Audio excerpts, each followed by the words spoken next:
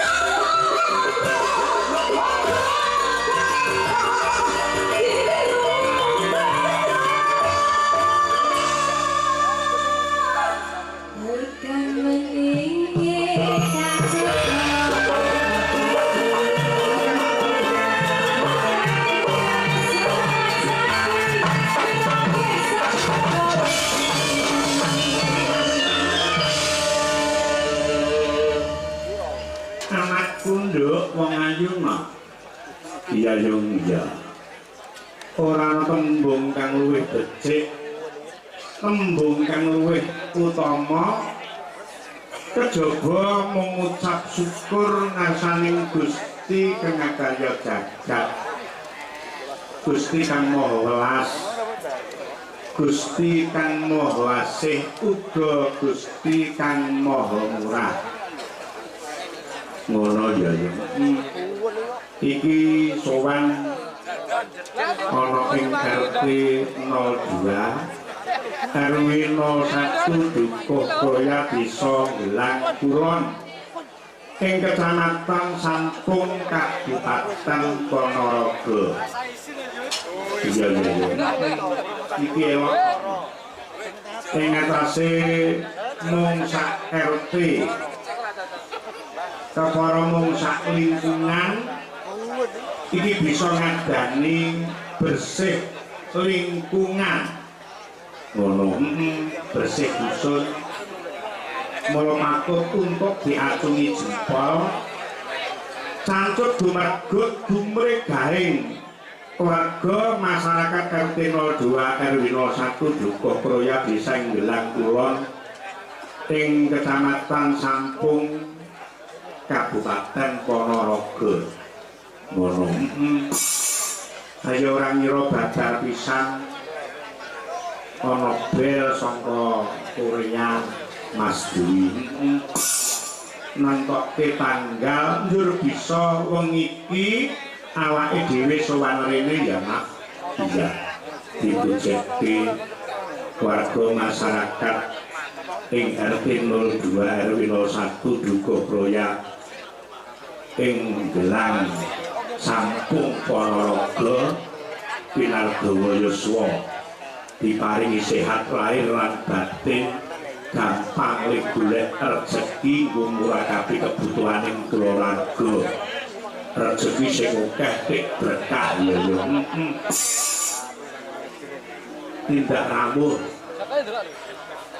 ditegesi di garis besari sapa karo Mbah Tulus selaku kepala dusun rawuh ning guguke dhewe kepara dihadiahkan telu ngono nek lagi gawa bocah-bocah apa iki jegos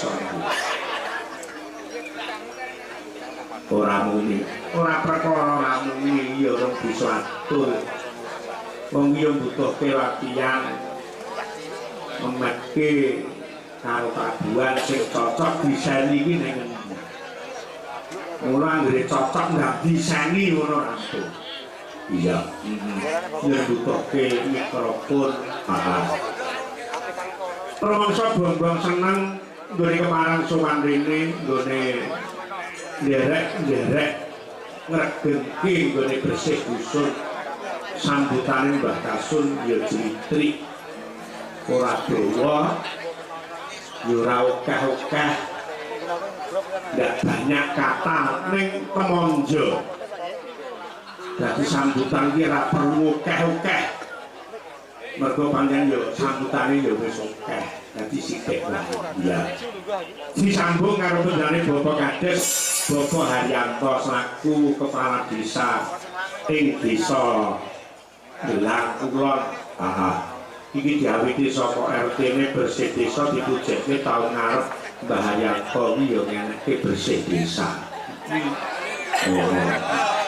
ning yo kuwi abot nduk desa saiki iki arep ngabari bersih desa kowe manggake saka pemberdayaan sing ditanggake saka dana desa rekoso. Nadyan kuwi jane saperangan kena dienggo bersih desa lumantar UMKM pemberdayaan kuwi ora luwih saka 3% kena di bersih desa ning saiki serana apa-apa. Ngono. Jadi kepala desa saiki wis mung plompang-plompong. Wis ora nek dana sing dikanggo infrastruktur iki ora ana babar pisan, mergo ditanggake kanggo KDMP, Koperasi Desa Merah Putih. Ya, kaya ngono. Jadi rata-rata per desa iki memperjelas dimen warga masyarakat iki paham lan tahu mengko kok njur maido karo pemerintahan desa setahun kok ra mbangun blas mergo serene apa-apa dana desa dikeruk kanggo Koperasi Desa Merah Putih. Jadi ratake per desa iku umpama desa gedhe, desa sing amba kuwi ora luwih saka 20 karo 20 yuta. Dene desa cilik kuwi pol-pole 10 yuta kurane kuwi apa coba. Iya. Mula Mbah Lurah iki meneng umpama ora nek kegiatan ora nek bangunan warga masyarakat ora kena menyalahkan pemerintahan desa. Ngono. Dadi rata sak Indonesia kaya ngono kuwi. Mula dadi kepala desa saiki kudu pinter-pinter golek link dana aspirasi utawa bantuan keuangan. Ngono. Baik dari kabupaten, provinsi maupun tingkat nasional saka pusat. Kuwi yo lek entuk mau ngajoke proposal iki yo mung ala akto dinilai entuk yo alhamdulillah ora yo ora kena ngrasula ya kaya ngono ya mula dipujeke manunggaling warga masyarakat ing desa Delang Kulon lumantar Bapak Kades kang minangka sesepuh kang mayungi gawe abang ijoning gawe tentrem lan orane desa kuwi wajib disengkuyung karo warga masyarakat. Dadi anggere wargane iki ngawiji tetunggalan kanggo desa ora poyok-poyokan kuwi mengko bakal tuwuh katentreman tuwuh keadilan utawa kesejahteraan kanggo warga masyarakat ing desa Delang kene ya. Sing nang dhuwur niku Mbah Lurah sak berangkate warga masyarakate ndangak anggere wis kok antara ndangak karo ndingkluk engko mesti dadi tegese iki dadi rembug lumantar nggone musyawarah apa to sing ana kepentingan kang luwih utama digunakake kanggo desane. Mula kepala desa ki anggere wis njabat sebagai kepala desa ndonga ora kanggo awake dhewe keluargane dhewe ning kanggo warga masyarakate. Mergane tanggung jawabe wong sak desa ki sing mikul kuwi kepala desa. Dadi ora mung tanggung jawab lahir ning ya tanggung jawab batin dunya ngakhirat. Ngono. Ya, kaya ngono ya. Lagi kuceke lumantar bengi iki nggone keparenganake bersih dusun ing RT 2 RW 1 ana ing Gelang Kulon. Muga wae warga masyarakat dadi lantaran manunggal lahir batin ing antara warga masyarakat lan pemerintahan desa ing Gelang Kulon Sampung Ponorogo kene ya dadi lantaran ya yo. Iku lek ngomong oke-oke ndak malah dipaidu mergo rasane jaman saiki penonton ki ora butuh diocahi, kuwi mung butuh golek hiburan. Krana apa? Jaman ekonomi kang kaya ngene iki sing morak-marik kaya ngene iki warga masyarakat butuh hiburan ben rasane bisa pres. Ya, ben bisa tentrem. Kaya ngono. Ya, kaya apa nandhake Etan sak tembang iki mengko dibablaske pundutane sing sangka warga masyarakat Mbadikan denanipun Bapak Suwondo tembange pepeling katur Pak Kades Gelang Kulon uga kalian Bapak Wito PT Wiratama manunggal melayani pariwisata. Ya kaya ngono. Ditandhake luwih dhisik garapaning dhewe. Garapane dhewe mitin saka Sekar Gadung Indonesia. Apa? Tembange saya tresna. Ora ngangen-ngangen kopi wae iku nggih goro-goro. Ya. Dadi lingguhan iki saya tresna karo tembang kaitane karo keluarga ya kuwi ira-irane utawa judule mungkrang mangkring. Wah, ya kaya ngono ya. Nyuwun bungan panjenengane Mbak Pipit Andriani jumeneng karo Mbak Sulis Eva. Seperti Mas yuk kaya apa dados?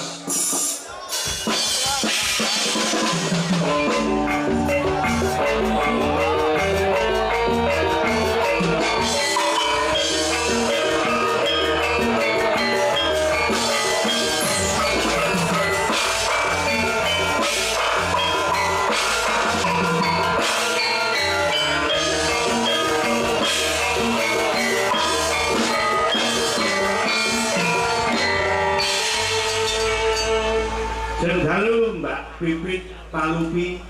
Nggih, wilujeng dalu pae. Aku kandha nyawang awakmu karo kanca-kanca ki do semangat rumangsa bondo seneng. Sawise prei 5 dina iki bablas awake dijaga kesehatane ya diopeni, mangan samangan diati-ati, umpama ngladeni karo sing lanang ya dipeto aja ben dina ya. Nggih. Pergi salam kagem warga masyarakat ing lingkungan kene, lingkungan RT 2 RW 1 Dukuh Kroyo Desa Gelang Kulon Sampung Ponorogo. Kaya apa? Nggih, ngaturaken wilujeng dalu Pak Bu. Assalamualaikum warahmatullahi wabarakatuh. Salam Om Swastiastu, Namo Buddhaya, salam kebajikan, rahayu rahayu rahayu. Sampun. Dadi Mbak Sulis Eva. Kula Pak Minto. Nggih. Ngaturaken wilujeng dalu Pak Minto.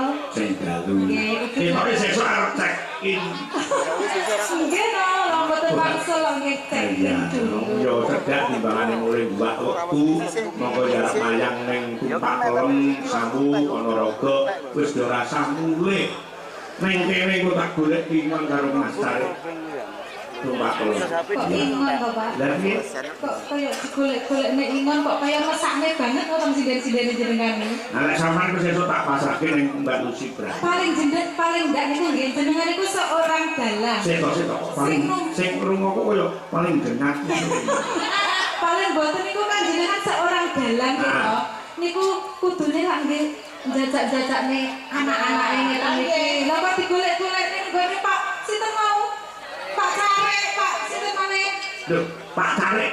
Tupak kono karakter wis plek. Ya aku dalan kondang Pak Minto lho iki. Lah nggih lho Pak. Golek-golek niku Pak Carek iki. Jadi sekolah wit SD nganti ning kuliah ki prinsip ekonominya itu sukses.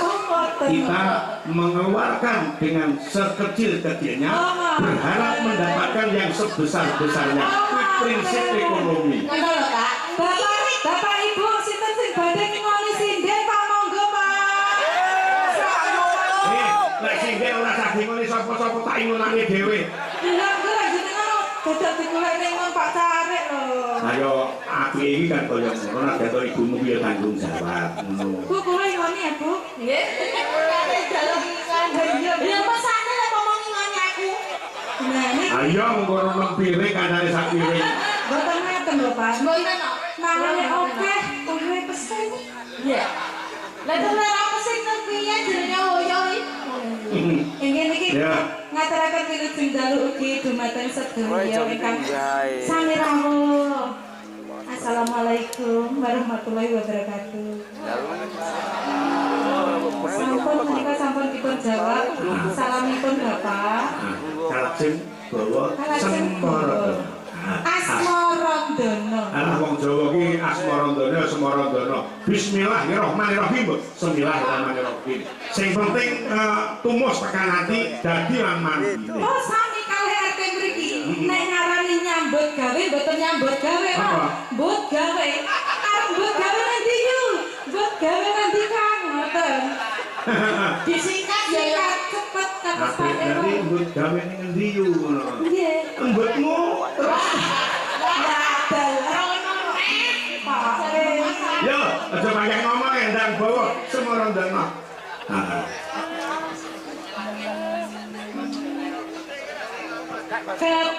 Kepranan sajroning ati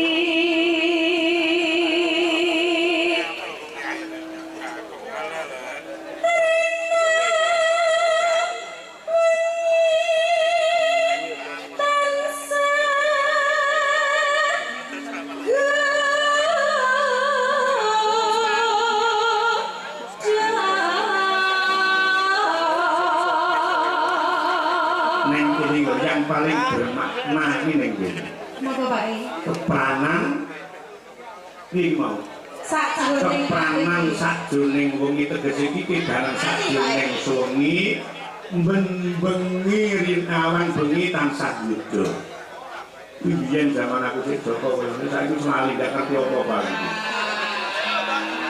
Perkara katresnan, perkara wong seneng karo liyane bojo ki aku ora ngerti. Mergo sing tak tresnani iki mung ibumu tok. Ning endi nggon ning endi papan ibumu ki tak gawa ki mergane apa? Aku wis ora duweni rasa tresna ning sapa-sapa. Nggih, leres Bapak Ibu menika Bapak Minto menika saestu dalang ingkang alim sak Senang kuwi. Indonesia Ayo Raya. Pak dilem yo. Nggih panjenengan ngertos alim menika napa? Angon limpene bojone. Alah ora kate. Piye akrek ora konangan. Nggih to Pak? Ya. Kok jauh Pak E? Jadi Pak E nggih saestu alim nggih Pak? Heeh. Nggih. Isin lho karo tole kadet kuwi isin. Nggih. Isin karo calon mantuku. Apa gada calon mantu? Lah kan Kita. kita gede-gede. Nggih, kula dongaaken mangke saged bagya mulya salamina. Tet.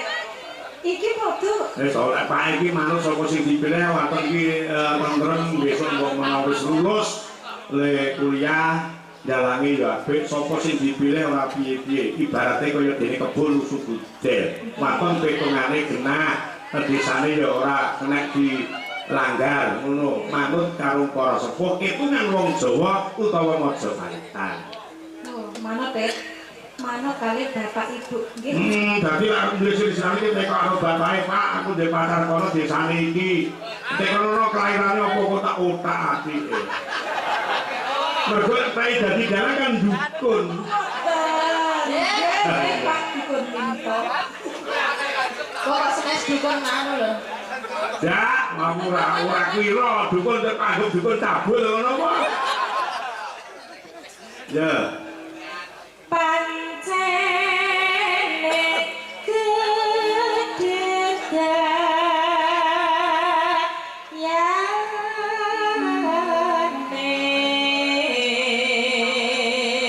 semayanan karo Mbah Tulus karo Mbah Kasun. Mbah benjing nek pun jenengan nggih pun yuswa paling sepuh kula nggih ngoten benjing mendita kalih kula.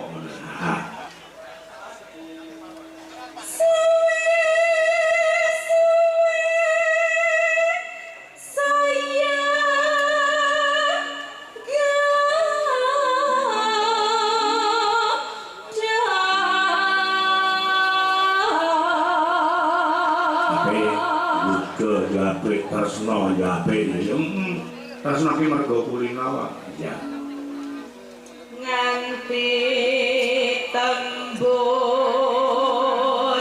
jroning sing kok Pak iki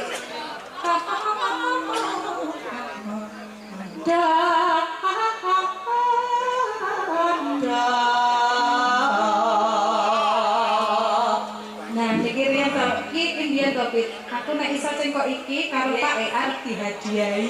Wis Karena jelas. saiki aku gak dihadiahi. Lah wong tak hadiahi ya mau lho. Lemah apa tak budi. lah sing diwani atau dek kuwi sing diwani atau dek Iku paling mboten iku hadiah sing sae ngoten lho Pak. Ya cawet kok ora apik sak lek ngetuki coba. Wis oleh hadiah ditokke pisan kaya penak-penake wong. Jangan menilai seberapa harganya. Ngoten nggih. Nggih, tapi nek kula ngangge kan jenengan mboten ngertos. Hah? Nek hadiah niku nggih sing paling tidak tak pakai niku kelihatan ngoten lho. Loh. Ya dipoto. Bener kok Pak. Bener. Rasa berterima kasih Pak sudah saya pakai ini saya foto untuk penjelasan bahwasanya Pak ngerti. Ngono kan ya wis jelas. Pak berasa pun izin kali tadet berasa pun izin kali tadet Tak pengin rumah pil. Ayo tiru-tiru kok minta mbok hadiahi kuwi. Urung tapi dadi malah ngumpuli Pak itu. Lho, kelucuane lho. Kelucuane.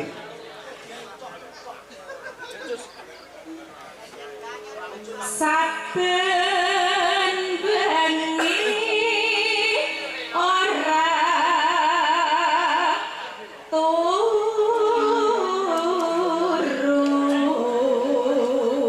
Aku mau bayangke 2 tahun kasih piye ngono lho. Lah napa Pak sing Nah, nek tamu niku nuwun. Lah minta kula kang sowan. Niki betake kula napa tatit? Tatit Mbah minta nyisih. Ha iya. kelingan manik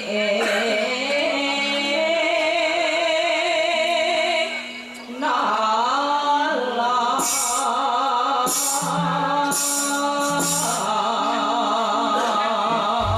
Ya, kaya apa? Saya Tresno Meet in SGI Sekar Gadung Indonesia. Kaya wong kang dangunya. Anggere wis krungu buka telung ya wis kudu turu aja. Iya, saya Tresno. Ya, kenapa diangkat ndek Dayu? kaya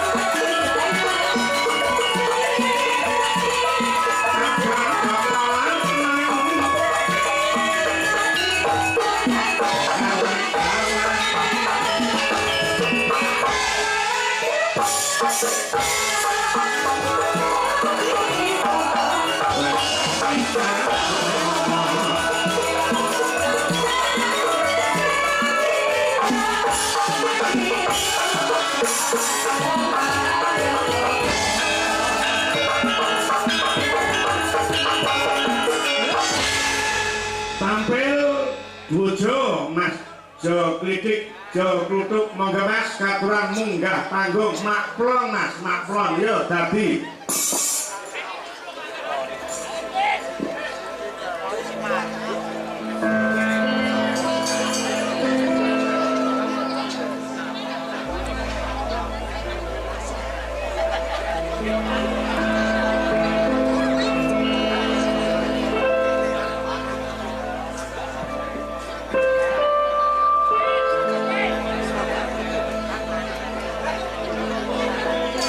rasane kaya ketiban lintang kamulya nipone dadaku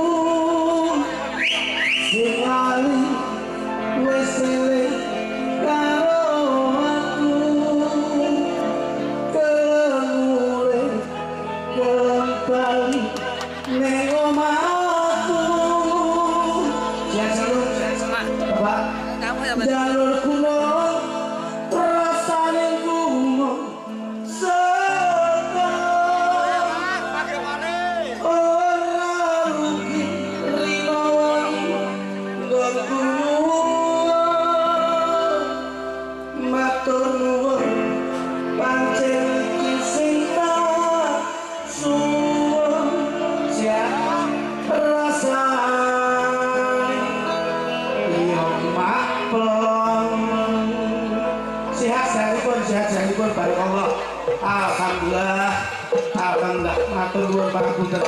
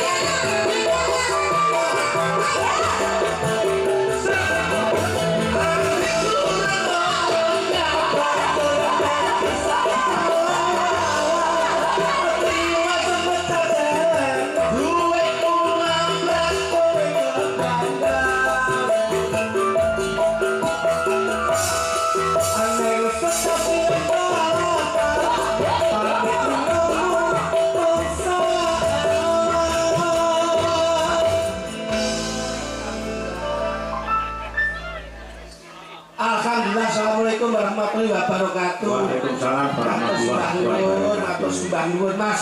Minta Nggih. pun dene tombo kangen kula kali Kyai Ponorogo. Dalu niki saged sowan Kyai Ponorogo tur yo mboten adoh saking omah. Nggih. Alhamdulillah Kyai Ponorogo jer dalu niki tesih remen gelar budaya Mas. Elok Mas. Nggih, insyaallah menika dados ngamal jariah ingkang sae dijape dening Gusti Allah Subhanahu wa taala. Cinatut sedaya niat kajatipun dalu niki ngentekke ragat golek nikmat. Insyaallah sedaya tebih saking laknat dipun syukuraken wonten ing ahli sunah wal jamaah selamat dunya wal akhirat. Nggih, tur yo kena diarani ngibadah Nggih. sedekah. Karena napa kejaba menghibur diri warga masyarakat ingkang wonten lingkungan RT 02 RW 01 Dukuh Kroyo Amin. Desa Nggelang Kulon Kecamatan Sampung Ponorogo. Nggih. Iki go menehi berkah karo pedagang kaki. Amin amin. Niki sing saged dipun wastani sedekah tu lidafil balak. Niki sing diarani sedekah ki ngedoke balak ngeten iki Mas. Temen Mas Mula iki pancen yo jelas. Saestu mula dalu niki muga-muga wayah magrib budal sembayang menyangkali jonyaking timbok. Ayo mumpung sik urip seget-segepon anggap wayang sok nek mati ben munggah swarga. Mergo wong ibadah iki ora mung melulu wong iki babagan salat, Saestu. babagan poso nadyan to iki nggelar budaya. Nggih. Uga mujudake perangane wong ibadah mergo nyenengke wong sing semene kae. Lah niki lho Mas Lutut, senenge ngeten niki lho. Acara bengi iki lak menjadi rekor muri dengan acara apa? Dengan acara ngospene omah anyar menika. Omahnya matamu. Kowe iki acarane iki syukuran. Lah iya. Loro mbek siji ana ing Gelang Sampung kok iso. Ora ngospene omah anyar iki. Ngampun bae. Ya sok insyaallah bakal nular iso nanggap wayah. Ngono. Mau kira rezeki iki ora ngono-ngono. Apa sing diniati sing penting kuwi ikhlas tur niat. Aja nyawang pira-piraning raga. Ya. Ning sing penting nek jenenge amanah kuwi tetep dilakoni ngono lho Mas. Monggo jenenge rezeki diarep-arep ora teko tinggal turu malah dihitung iki yo. Teko ki leres-leres Mas. Sapa? Hah? Tanggo kuwi turu bablas ndek. Kowe iki yo ngerti ya to, mula kabeh iki segepon donga. Ngeten iki lho Mas, nyatersani. Masyaallah nyuwun pangapunten kula bedhel Pangapunten apa aku labeh munggah kok dulu enggak umum kok. Dan apa? Bojo tibae kok dagelan tambah sitok iki mau. Sapa? Padine lho. Walah. Lah ya kuwi enek jok kritik jok nutuk gak sing ngusul iki jo ndledek. Iki ndledek ngono. Mbah iki mau penikmat budaya. Saking senenge nusul Mas Minto, dipun gendik kene iki ora kok ning nyuwun tok ning tetep gawe bisaroh nyatane ya mari Mas Minto. Amplopé gowedi tak delok tuwipi sisine 5.000 mbung. Iya. Ojo disawak sing bener lak tresnane ten budaya.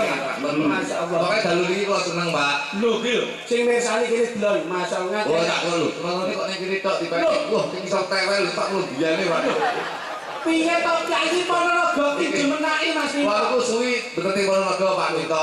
Dalu niki saged teng Ponorogo ndereke jenengan iki alhamdulillah. Kula ndongane muga-muga sedaya warga Ponorogo menika sedaya insyaallah panjang yuswa. Amin amin amin. Kula niku babat bibit kula niku teng Ponorogo. Alhamdulillah.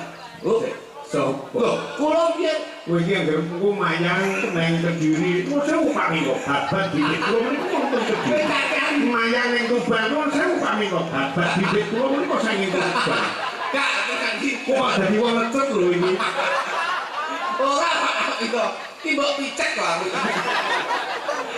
Kula niki ndak ada wonten pondok. Kula niki wonten pondok iki. Pak Minto lho, iki cerita Pak Minto. Ponorogo itu sakral, Pak. Amin amin. Siswa budaya buyar iki main ning Ponorogo. Nggih teng alun-alun. Ya, Pak. Wahyu budaya ketoprak gede ini kan ketoprak gede iki lho Pak. Wahyu budaya karo siswa budaya. Siswa budaya buyar itu ya pas main ning Ponorogo. Wahyu budaya buyar itu ya pas main ning Ponorogo. Iya iya. Sakral, Pak. Ning aja ngomong dagang biar lho ya. Bahaya iku. Nah, kula niku Pak Minto niki nenten history. Kula niku mbiyen iki babat bibit kula ya ning Ponorogo. Nah, dalah. Kula niku pertama kali melu wayang nglerek rada ngetan. Niku nderek Mas Prayit main ning alun-alun bayarane 200.000 ditu wong loro kula karo kritik niki. Alhamdulillah. Ya. Niki icek kok. Iya ya aja mbok sawang perkara ditene lak nawahi Niate Pak Minto. Akhirnya begitu kula niati kanthi ikhlas pengen sinau babagan dadel ning wayang, alhamdulillah dereke Pak Prayit ning gone Ponorogo. Nggih. Kira-kira tahun 1928. Apa iki? Kok suwi men lho iki. 100 Kuwi lak yo jago ya Pak. Makane lek arep pentas ning Ponorogo ning wilayah kota, kula aja lali sampean ngebel. Nong, kula ngebel seminggu pisan tak niku Pak. Nyuwun lantaran Kok nyuwun piye? Bale Batur, Mbah Bale Kok Batur. ngapa? Kula seminggu pisan teng ngebel Pak. donga. Mancing. Kula Saurunge mancing iki kudu ndonga ning mae Mbah Nyai Latung. bapak kowe ora tak dongan, yo dongane.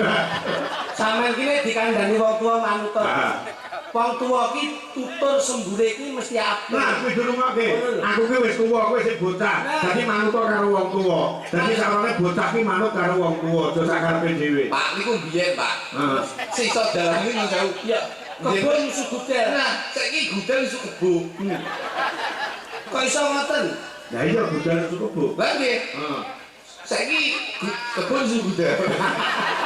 Ora ngecang-ngece lambu kok. Saiki nek wong tuwek ketinggalan zaman, Pak. Cah nom-nom sakniki bocah-bocah sakniki niku zaman era Gen Z. Niki era milenial. Niku nek awake dhewe ora ngerti bocah-bocah ketinggalan, Pak Winto. Lho, saya jenengan ngerti. Oh, jenengan nuruti jenengan. Ngetokne wayang ngeten iki ora disuting YouTube, ora di TikTok. Lho, sapa sing ngerti jenengan? Ora ngerti. Ora ngerti. Kone Mas Mito ki mriyaki lho. Lho, ki ngoten mriyaki apa? Sampeyan gerak sombong kok. Iki lho sing gak penak. Ora penak ujen. Jenenge winting. Kok kowe wong kejuli lu kok pijet. Kok iso ngomong lek aku dalan sombong iki dasarmu. Lho nek kalian ditangga nang madhep debok ora madhep klono sampean. Ora sombong lho sampean. Dadi sungi madhep rono. Lho, itu tak kalau sampean rumah. Aku gelem rumah. Iki anu kok Mas Mito, yo pangapunten. Sampeyan ki tak anggap Sampeyan ku ora kaya Ponorogo lho Pak Minto. Tulungagung lho sewu. Biyen ki ramene wayang sak durung Tulungagung Ponorogo Pak Minto. Tanah subur kemajuan zaman nun sewu kemajuan tata kota tata kabupaten niku Ponorogo Pak. Lemah. Lemah iki subur-subur. Aku ngerti kok mergo awakmu bibit bebet-bebete kan saka Ponorogo. Tapi ku biyen Pak, tapi sakniki nun sewu. secara pertanian itu Ponorogo itu menjadi barometer percontohan pertanian seluruh Indonesia. Cara letak pertaniannya di mana? Letaknya di pegunungan? Kok pegunungan? Ini kisah gondol ditanduri mesti tukul Pak Minto. Contoh. Dengan ini salah ngandur apa? Pari.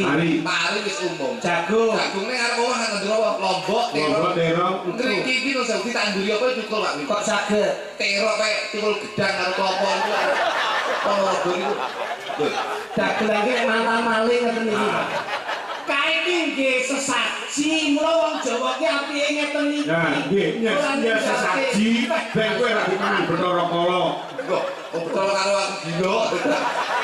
Sesaji kuwi penting. Mula sing jenenge nun pangapunten, Pak. Niki tuwa ning tuture ra iso digawa niki. Kyai kene kyai sepuh duwe kasepuhan Wis ruwake adikmu. Dari sekarang iki tuwa sebrabas kakek nampak ukur-ukur akeh digowo. Mbok disalah sampean karo aku ki sapa? Aku ya tamu. Masa kalau aku dilali aku mati. Bisa ambene. Lara lho. Nun pangapunten. Wong sing diarani sing dilenggahke lak sepuh-sepuh disesep kali ya. Dia iki dengane sepuh-sepuh lek nom mesti digo dhewe. Ijane menghormati sing sepuh. Tegese nyapa kok wong Jawa ora ninggake sesajen iki sebabe apa didelok. Nyapoke kok dicepi gedang nyapa. Kok dicepi bojomu nek kandu-kandu. Bener lagi to. Dawa iki nek kalih panjenengan sekeca lho, Pak. Ya kuwi ana piye sopi ora kok mung nggih pajangan tok. Gedang menika insyaallah gegayane warga masyarakat mriki oleh kok Padang saking Gusti Allah Subhanahu. Nah, kuwi lho lambemu iki lho maksudku. Dene ya iso. Terus Gedang kuwi apa gedang menika napa sing dijakah warga masyarakat mriki muga-muga gegayane oleh kok Padang saking Gusti Allah Subhanahu. Nah, kuwi lho lambemu iki lho tak seneng iki lho. Gedang iki apa kuwi? Kok cekelek itu tidak. Musuh ta to wong iki. Kejaba gedang ono apa? Tebu. Tebu menika mateme kalbu, Pak. Iman kudu kuat. Gusti Allah menika nguwi pangapura marang umate sak dosa-dosane sak bejat-bejate menungso, sak nakal-nakale menungso. Yen sok ben sak durunge mati yen beliau tobat, insyaallah bakal duwe pangapura marang Gusti Allah. Ning sak bejat-bejate wong menungso ora duwe iman bakal dilaknat karo Gusti Allah. Masyaallah iki lho. Dadi kalau tebu menika matepe kalbu, Mas Widik.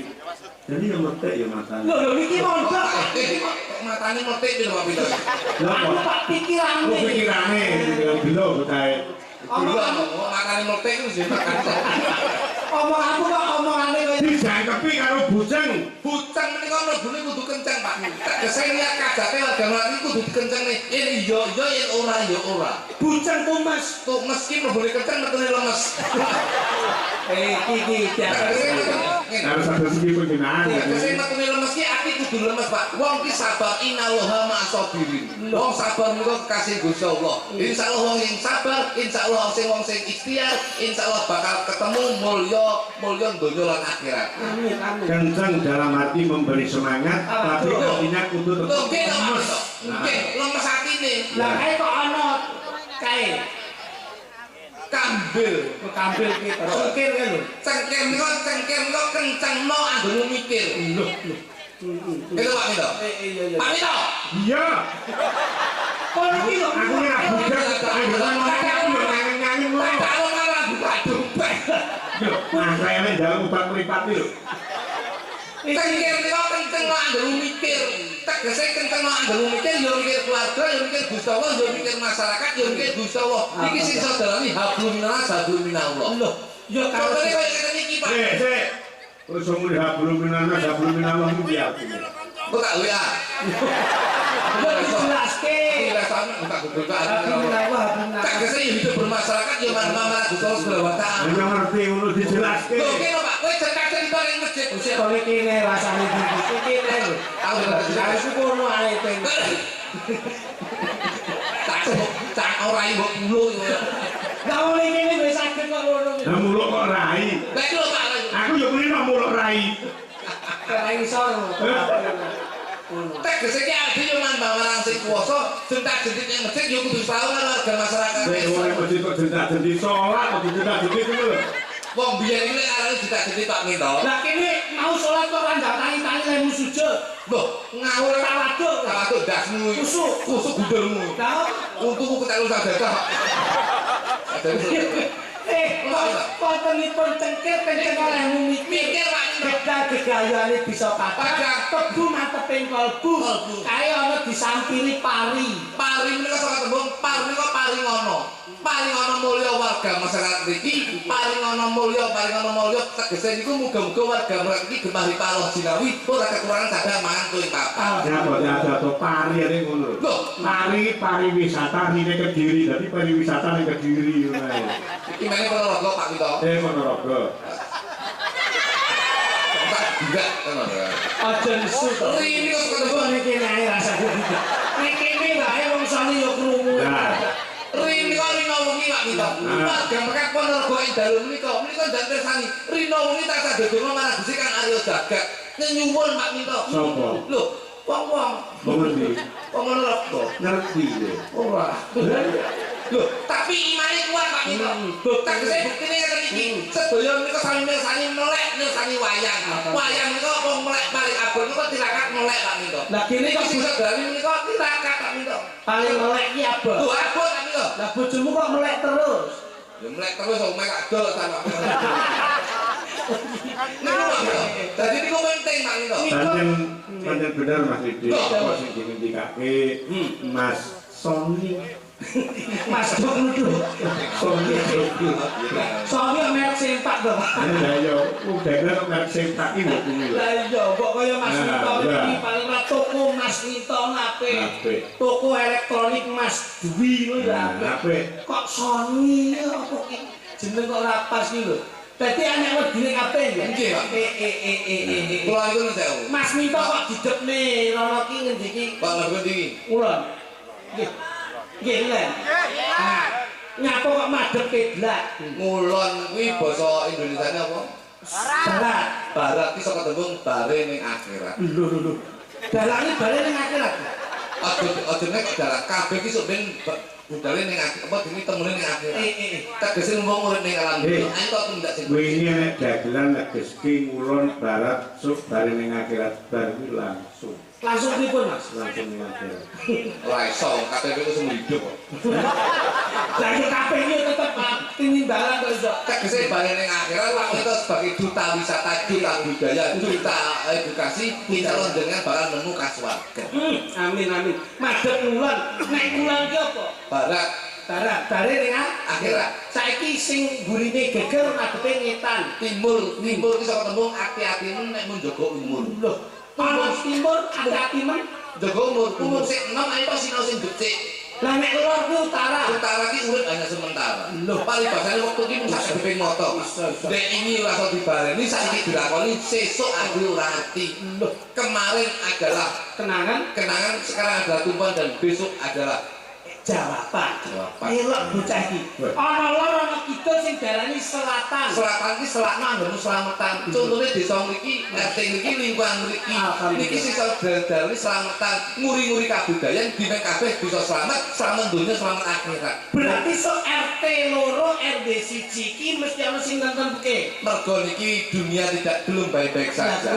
Israel perang, Amerika perang, Bener. Iran perang, pejabat akeh sing korupsi pejabat akeh sing korupsi. Iki dunia urung tentrem, Pak.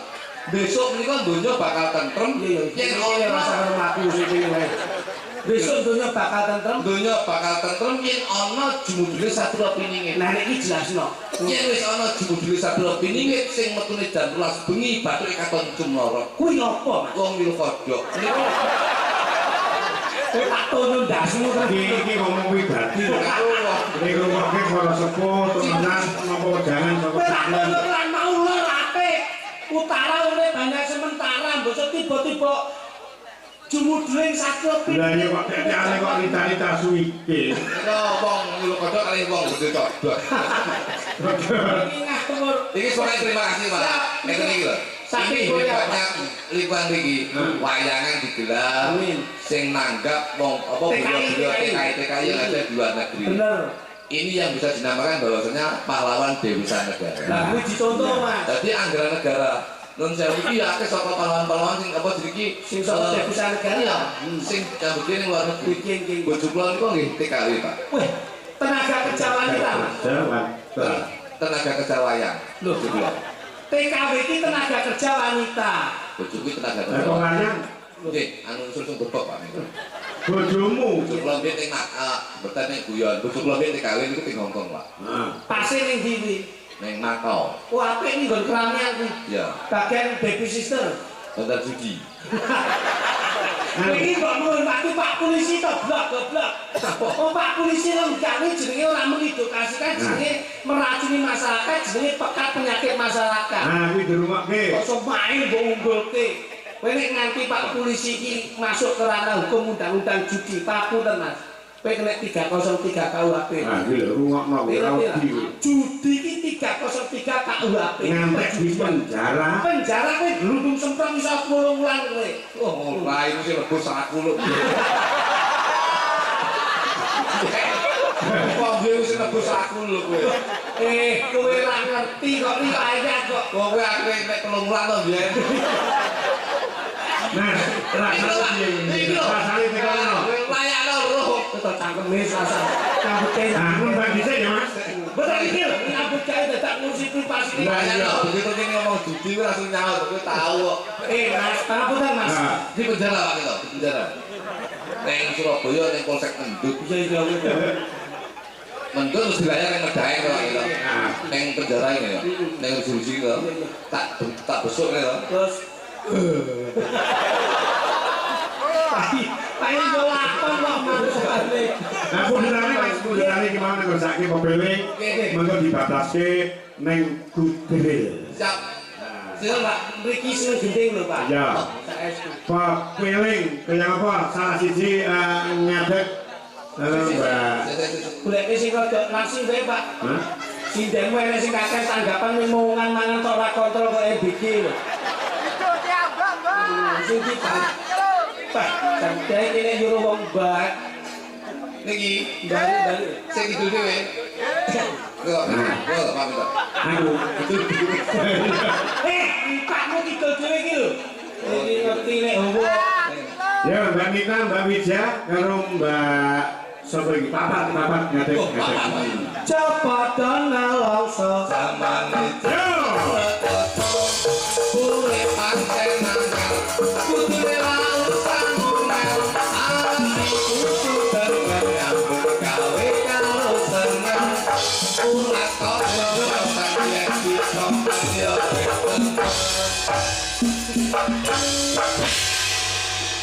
Lambemu ya pas lindro tekan. Aku kelihatan melu judul kok. Iki tanpa bawa nggih, Mas. Mas, Yo kudu nek bawa Pak, nek bawa mesti sing ndang sampean kok.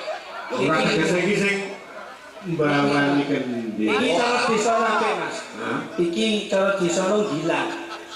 Gilang. Bocahe tan kaya sing kaya pasuryane gilang. Kula tengge gilang. Nek iki sampung. Sampung niki, Pak. Nggih, sampung. Paling boten sampurnane Krisna mesti bakal rampung. Nah, Nek niki paling boten sumarata. kok semua. Nggih, sumsume akeh mesti bakal rata. Oh iya. Nek niki paling boten nek delok niki jetis. Jetis. Nggih. Angger dipijet mesti bakal ngitis. Mas Udut, nek pojok dhewe iki cara desa ndi? Kuwi cara desane do banteng. Gedi kan sembokane do banteng. Kuwi gawani ruduk. Jale. Ya. Langsung buka saka ketipung. Dadas ya. Ini nduk, iki nduk.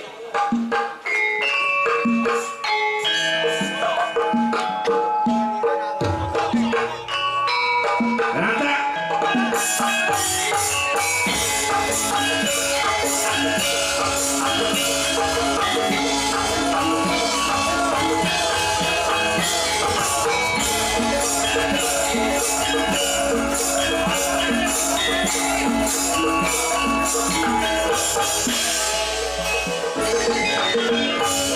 Thank you.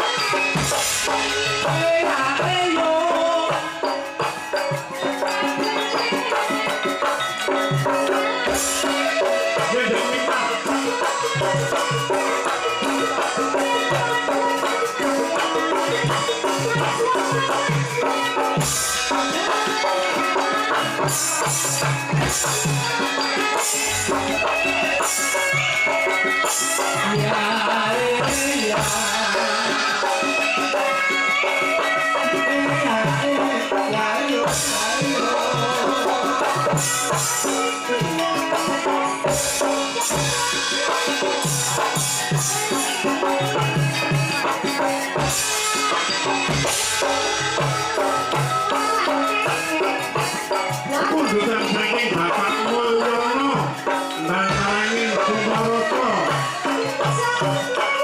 Walang Peket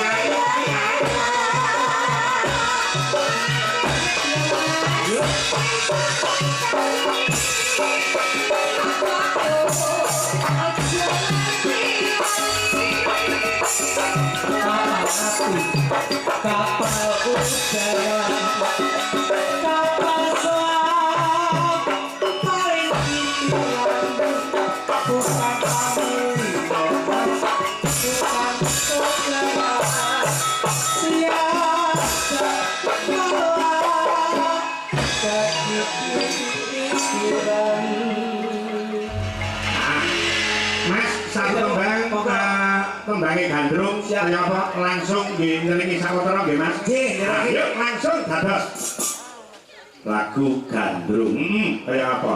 Wis kepaten dhewe iki.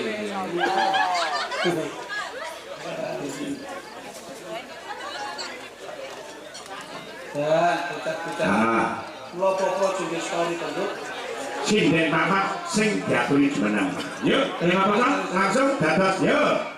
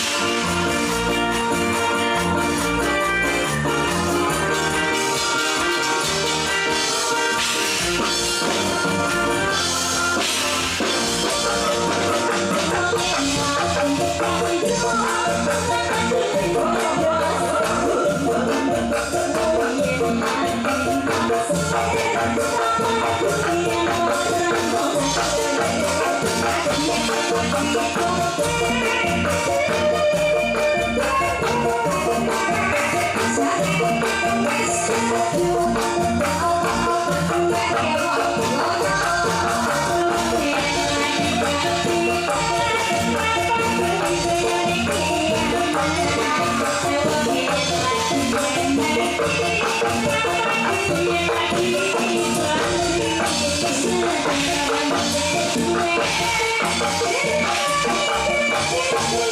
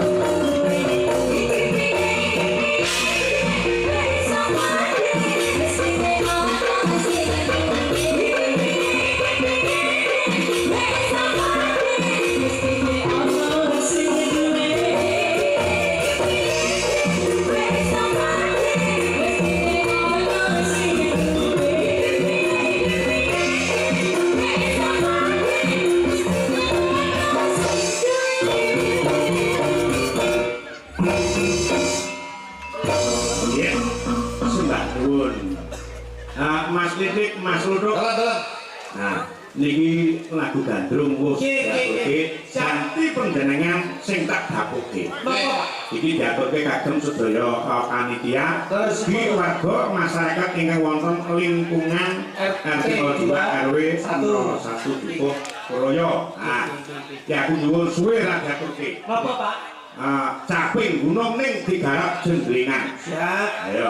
Derek. Mas Tridik sama tak jawabnya karo Mbak Lilis Karnali. Oke, siap. Wis, kuwi milih dhewe kono. Lah Mas Mutu kali sinten? Ben milih dhewe. Oh, Dan pilihnya lho. Hah? Dan pilihnya. Wah, pilih sing ayu. aja sing cilik-cilik. Sing sing gandunge nek sing ana kabeh tak pilih sing pinggir dhewe kowe. Sing duwe, Pak. Pinggir dhewe. Kuwi nganti kok ladeni ngono. Itu kae pinggir dhewe kono lho. Kowe iki nyapa to cuy pisan dadak. Malah kenongan dari desa. Kenongan dari desa dadi kaido. Kenonganmu wong cilik kowe ane minggu iki kowe ane gedhe nek kenongan bali desa iki. Karek delok tutuke iku lho. Nah, tulungmu mampu ora? Tambungmu mampu ra, Mas? Loh, ya mampu. Kowe cara tenan iki. Iki cara kene nu pas kok. Sugane pecel. Nek kene tempe dele nek bojomu tempe benguk. Nah, kuwi. Bengok ya ora apa-apa ya, Mas. Apa-apa. Yang penting kan masih enak. Benguk-benguk sama tetep tak tresnani ta. Oh, iya. Mas ini kamu kok tresnani apa ora to, Mas? Ya tetep lo setia sekali no. Bawa terus engko Mas ndik lagi. Oh iya, bawa napa, Mas? Bawa Ape gunung, ayo iki popon lho. Napa to aku yo tes bojoku apa? Ora usah padu, ora usah ngurusi tangga. Iya, ono kok ngurusi tanggane. Ini wedek. Salah tak benerne. Kowe meri ta? Ngeri to, aku lagi Asik meri kowe. seksi koyo ngene. Loh, iki yo seksi konsumsi mesti. Ayo, coba. Diawiti saka Mbak Lilis Karnali. Cemplung yo Mas. Iki tak jeneng.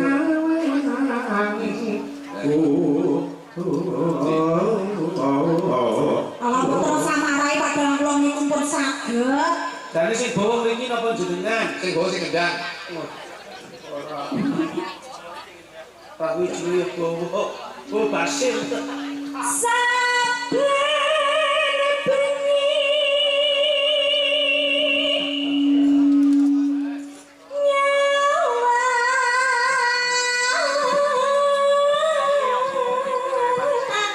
Ya aja terus langsung tunduk poin tunduk. Alus. Ora kanten yo kok ngenteni lampune mati.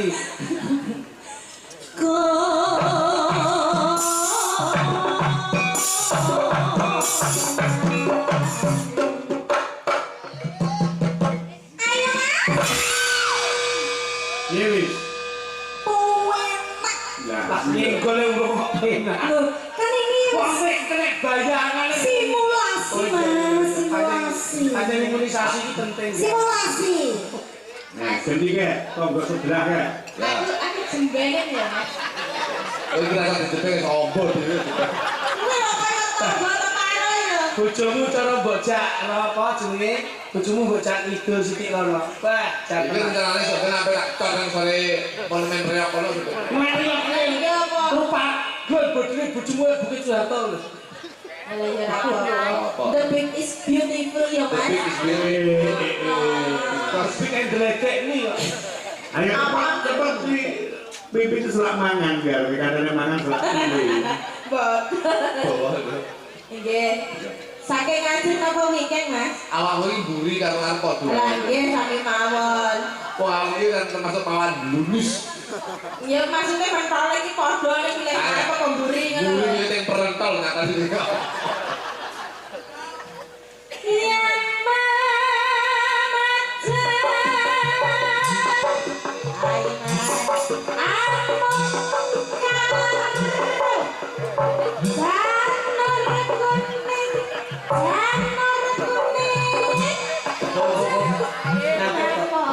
Betah no piye? Sing pahami aku bojone. Apa Mas nek wis posisi ngoten iki apa? Bojo wis ngubeng ngene iki. Kuwi tandane piye? Iki berarti ape ngelek. ora. Samu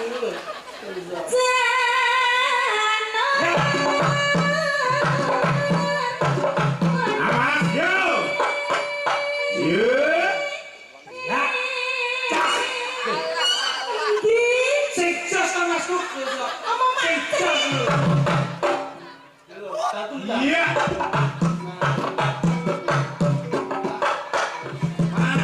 Sejak bojone mapan. Dur. Ya apa lho iso mati gini ane. Mbok kaya aku ne lho.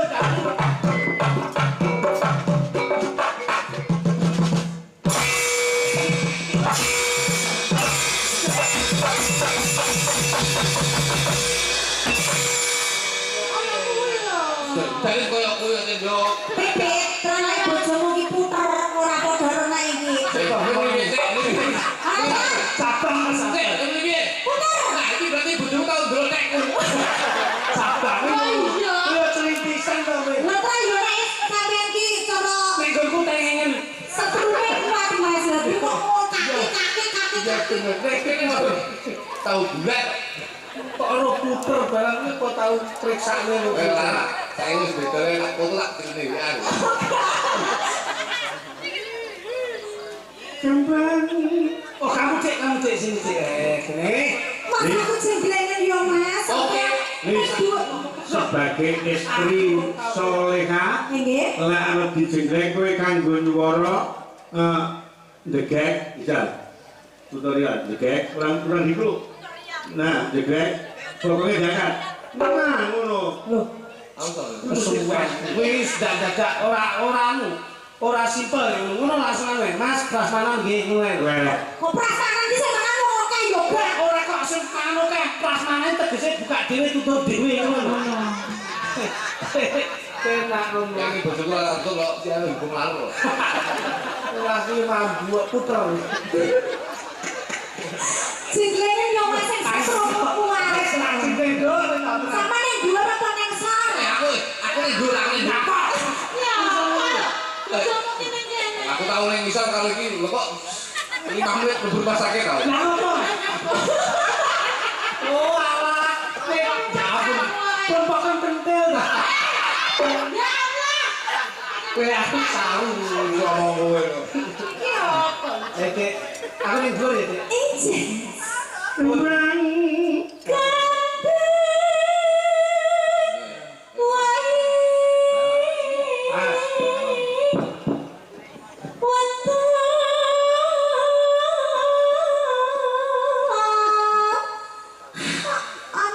Kuwi kok. Ya wis. Tahu bojoku mek hak gawe keturunan.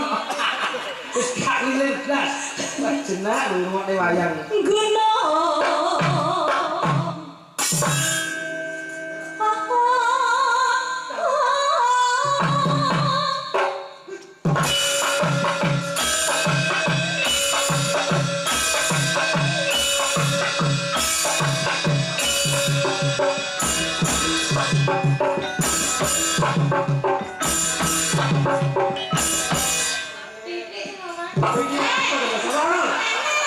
Trintisan. Lah abang ora padha karo nek Mas Klitik grak.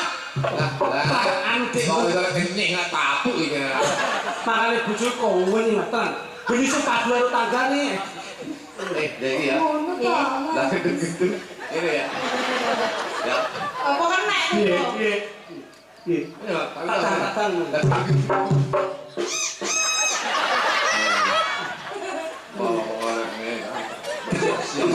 kayak gabrus kebo.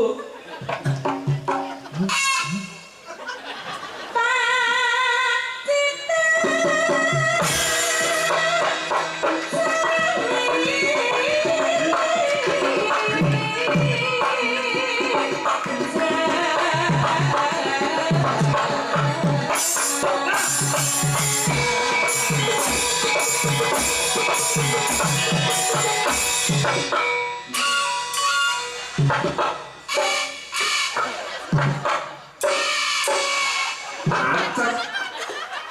Ora ana macet kowe penyandaran. Tata sia-sia. Jadi delok to, kowe iki delok sumbere piye. Nek bojoku lak sumbere Lho kok gedak prak. sumbere piye. Lho, aku kangen kowe lho. Udah tak. Piye? Detak-detak.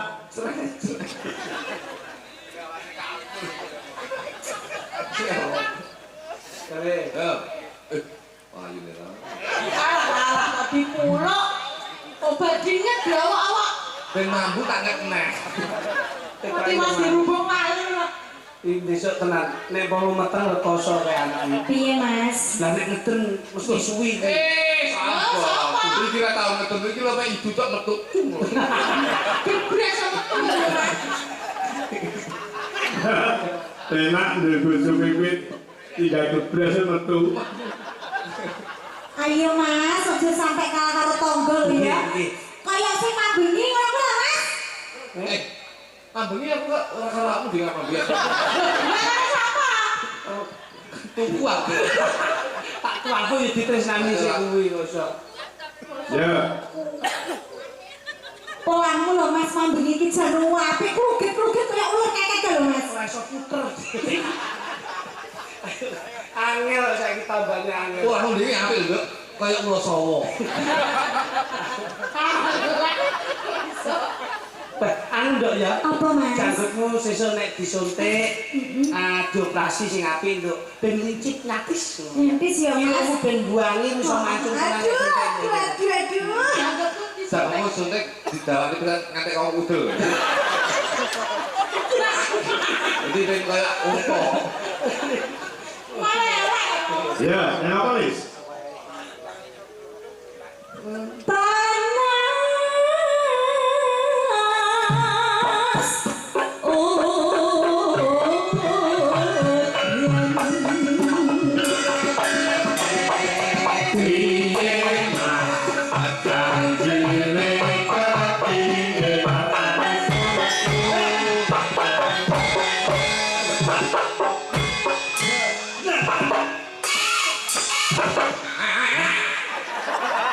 Anu esine tabuhe ben gak muni. Pangsane iki lho. Panas dan udan panas. Bojoke Pak. Apa? Nek bojomu tak kreatif. Pripun? Bojo ki mengangkat home industri. Kok saged? Gue cican boto bro. Iki mana punah. Bojomu bocana lho, Jok. Bocana. Kuwi kok nek pring ning kono mesti merembet ngono malah. Iki apa? Iki kira dua ono piye? Iso mrembet pring. Oh, rumah saya. Ya bener.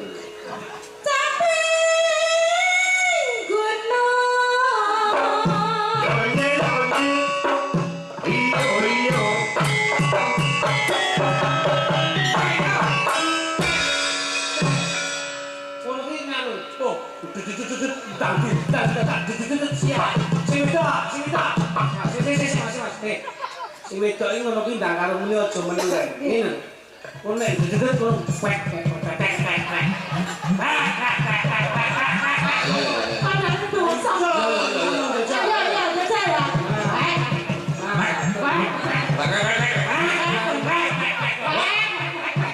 Langsung. Sapa kok balik? Kok balik piye kudune langsung pek ngono. Kayak iki gundulmu. Napa? Kowe lho bebek ta? Nggih. Bebek nek wek wis wek ngono terus kewer. Ayo. Akhirnya ya puter. Lah baru puter nek liwat bangsa. Bangsane. Panas dan Ampun. wes. Nakyani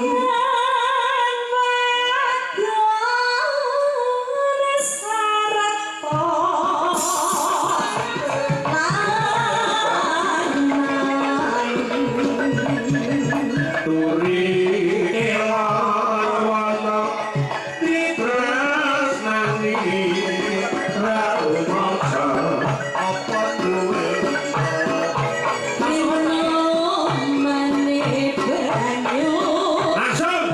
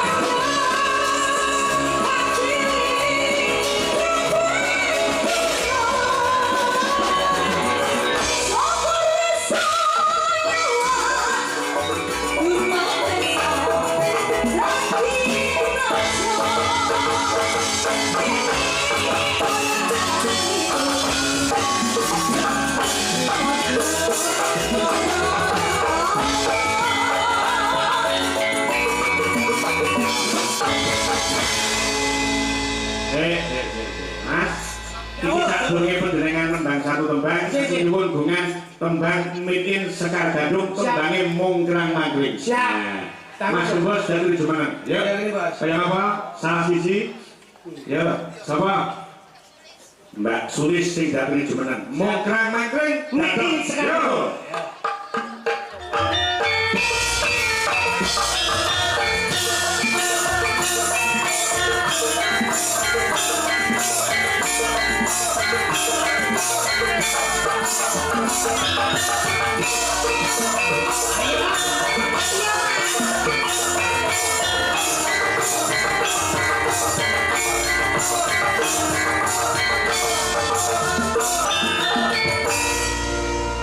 Embok niku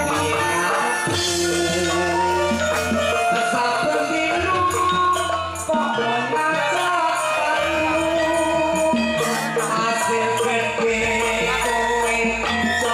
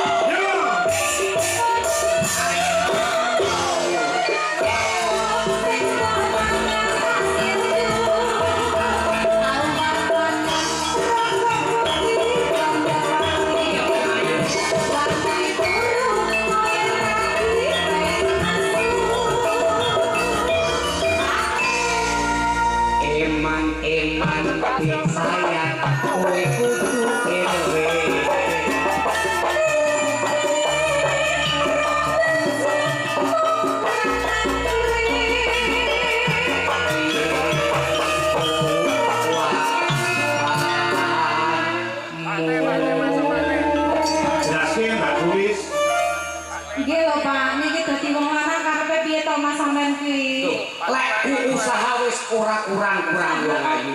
Wis Joko Jok iki. Asile endi?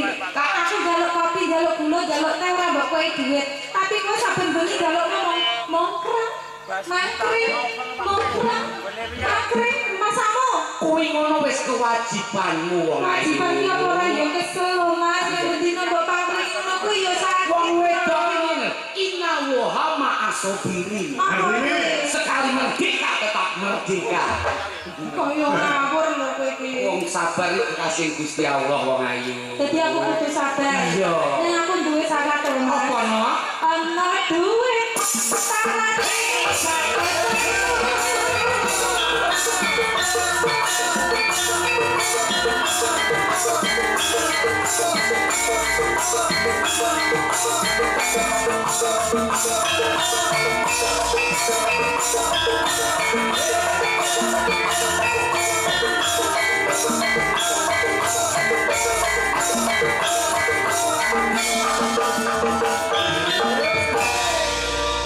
Embok niki karepmu saben dino padha ngacawanku hasil gede kowe jaman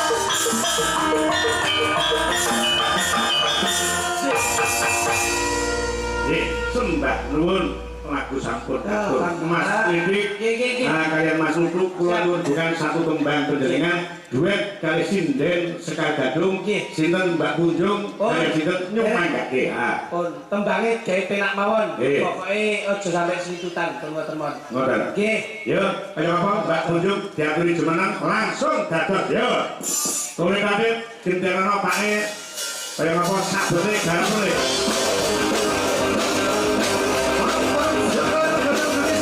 Aduh.